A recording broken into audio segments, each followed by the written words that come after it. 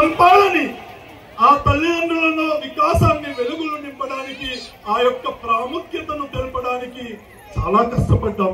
ఈ గ్రామంలో ఈ గడ్డ పైన కొన్ని వందల మంది కుటుంబాలని బడిబాట పట్టించడానికి ప్రయత్నం చేసినాం. తాండాల్లో, దళిత వాడలలో, బీసీ వాడలలో.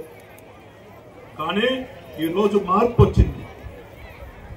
అంతే ధీటుగా మార్పు వచ్చినంతే ధీటుగా కీడు కూడా వచ్చింది. మిత్రులారా, తల్లిదండ్రులందరూ నా బిడ్డను మంచి స్కూల్లో వేసినాం, కష్టపడుతున్నాం, నా బిడ్డ బాగుండాలి, నా బిడ్డ బాగా చదువుకోవాలి, ఉన్నతంగా చదవాలి, నేను పడ్డ కష్టం నా కొడుకు పడద్దు, నా బిడ్డ పడద్దు, నా కుటుంబ ఆర్థిక పరిస్థితి నా బిడ్డ చదువు ద్వారా అధిగమించాలి, నేను మంచిగా బ్రతకాలి, నా బిడ్డ బంగారు భవిష్యత్తు కావాలని కలలు కంటున్న తల్లిదండ్రులకు సెల్ ఫోన్లు కీడుగా మారినాయి, టీవీలు కీడుగా మారినాయి, వ్యసనాలు కీడుగా మారినాయి. మిత్రులారా,